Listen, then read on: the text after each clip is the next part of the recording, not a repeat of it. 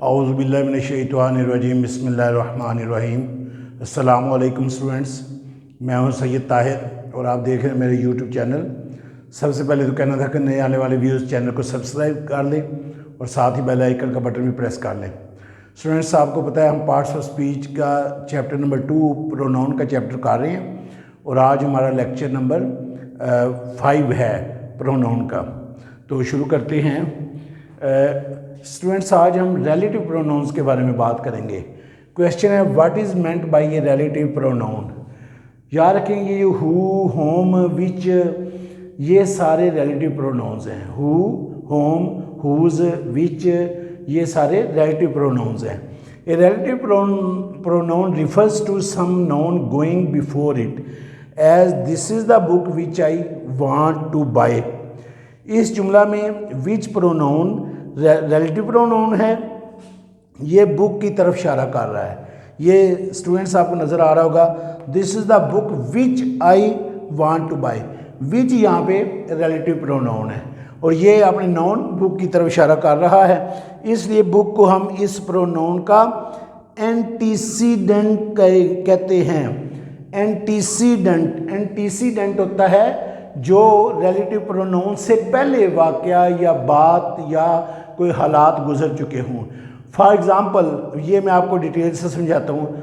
अगर सेंटेंस है आ जाता है विच प्रूव्स मी राइट, विच प्रूव्स मी राइट, जो कि मुझे दुरुस्त साबित कर देता है। अब स्टूडेंट्स, विच से पहले जो बात है ना, वो जो हमें जानेंगे या जो जानना होगा, वो उसे हम कहेंगे एंटीसीडेंट। उसे क्या कहेंगे? एंटीसीडेंट। उम्मीद है आपको समझ आ गई होगी। यानी रिलेटिव प्रोनाउन से पहले जो बात होगी, जो वाक़या होगा, जो चीज़ होगी, उसको हमें पता चल जाए तो उससे कहेंगे एंटीसीडेंट। नेक्स्ट है who, whom, which, that, whose, etcetera. Who फाइली हालत में और होम मफूली हालत में सिर्फ इंसानों के लिए लगते हैं।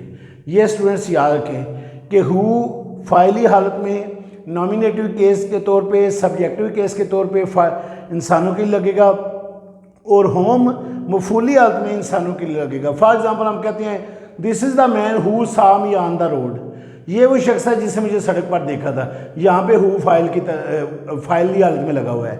और अगर हम कहते हैं this is the man home I saw on the road, तो यहाँ पे होम मफूली हालत में लगा हुआ है। यहाँ पे भी मैंने एग्जाम्पल लिखी है, who can answer that question, यहाँ पे हु फाइली हालत में लगा हुआ है। और दूसरा है होम डिड यू सी, आपने किसको देखा था, होम यहाँ पे मफूली हालत में लगा है। स्टूडेंट्स, नेक्स्ट है बेजान चीज़ों और जानवरों के लिए विच फाइली और मफूली हालत में लगेगा।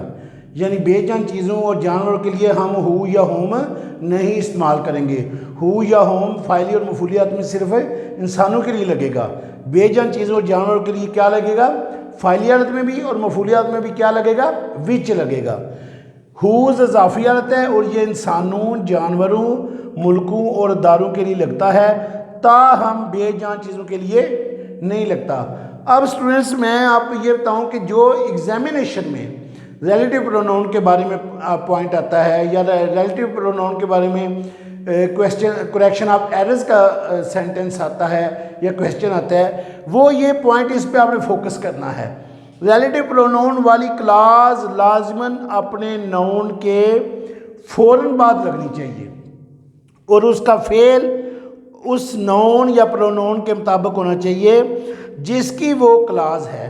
यानी रिलेटिव प्रोनाउन वाली क्लास हमेशा लाजमन अपने नाउन के फ़ौरन बाद लगनी चाहिए। For example, I want a teacher for my son who is 50। अब स्टूडेंट्स, ये इनकरेक्ट सेंटेंस है क्योंकि यहाँ पे बेटे की उम्र 50 साल नहीं है। वो कह रहा है मुझे टीचर चाहिए अपने बेटे के लिए जिस टीचर की उम्र 50 साल हो। तो यहाँ पे फिर हु इज़ 50, हु किसके साथ आया हुआ है? सन के साथ। अब रिलेटिव प्रोनाउन वाली क्लास का नाउन जो है वो टीचर है, तो लिहाजा करेक्शन क्या होगी?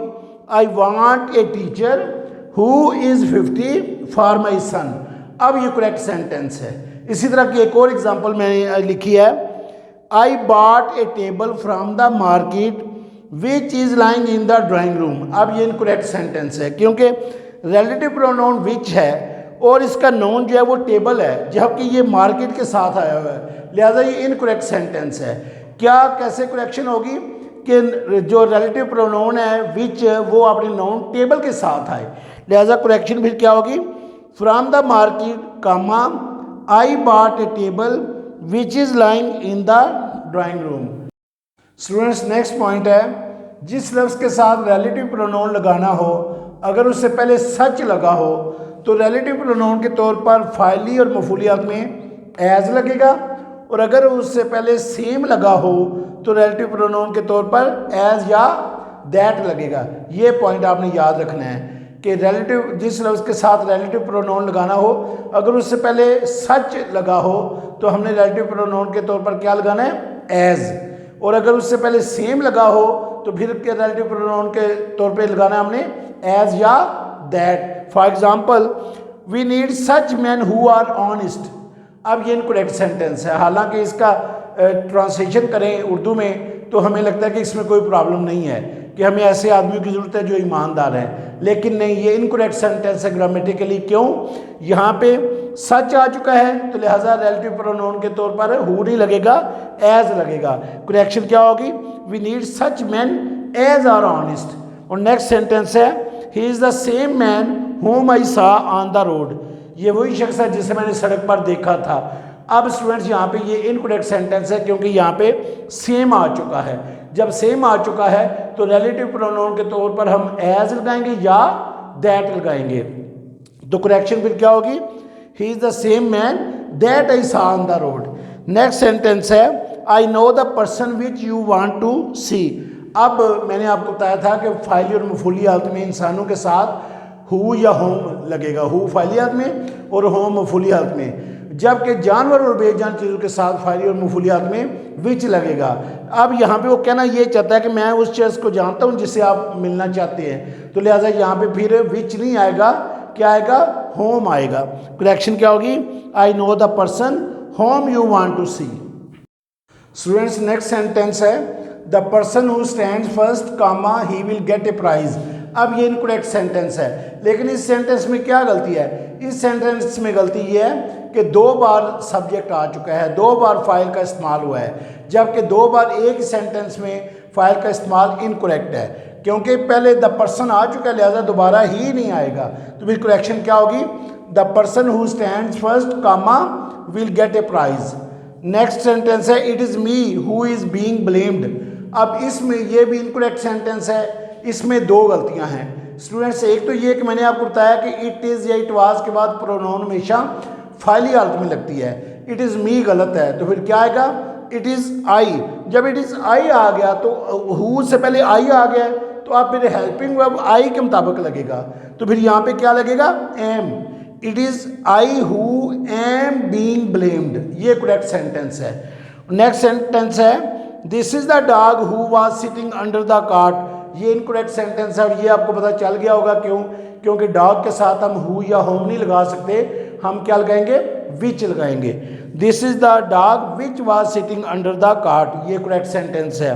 नेक्स्ट है, let he and I play in the garden. ये मैंने आपको बताया था कि लेट, बिटवीन, अमंग या किसी प्रेपोजिशन के ऑब्जेक्ट के तौर पे प्रोनाउन हमेशा मफूली हालत में लगेगी, तो लिहाजा फिर लेट के बाद फाइली हालत नहीं आ सकती, लेट के बाद हमेशा मफूली हालत आएगी, ऑब्जेक्टिव केस आएगा।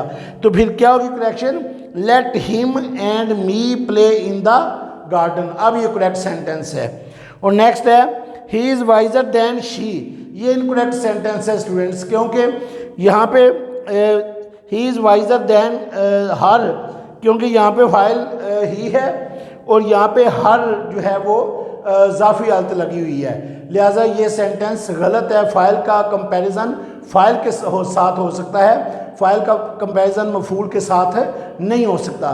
तो फिर इस करेक्शन क्या होगी, he is visor then she. अब करेक्ट सेंटेंस है। और नेक्स्ट है, आई वांट योर रिप्लाई सून। ये इनकरेक्ट है क्योंकि रिप्लाई फ्राम यू सून होगा, तो करेक्शन है I want reply from you soon. तो स्टूडेंट्स आज अल्हम्दुलिल्लाह आज हमारा प्रोनाउन का चैप्टर जो है वो कंप्लीट हो गया है। तमाम प्रोनाउन के रूल्स मैंने अल्हम्दुलिल्लाह आपको डिटेल से समझा दिए, सिखा दिए। इंशाल्लाह मुझे यकीन है कि आपने ये ज़हन नशीन कर लिए होंगे, लेकिन आपने प्लीज़ इनकी प्रैक्टिस करनी है, कभी इनको भूलने नहीं देना। अपना बहुत ज़्यादा ख्याल रखिएगा। अल्लाह हाफिज़।